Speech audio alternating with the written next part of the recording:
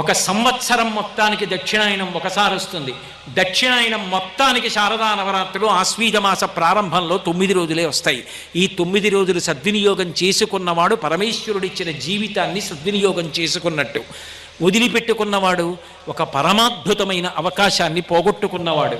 కాబట్టి మనమెవ్వరం అలా పోగొట్టుకునే వాళ్ళం కాదు.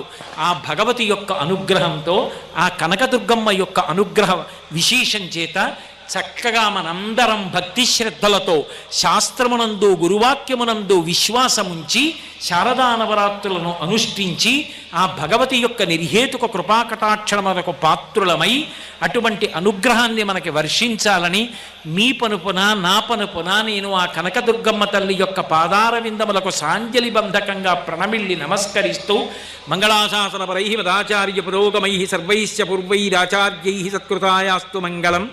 మంగళం కోసలే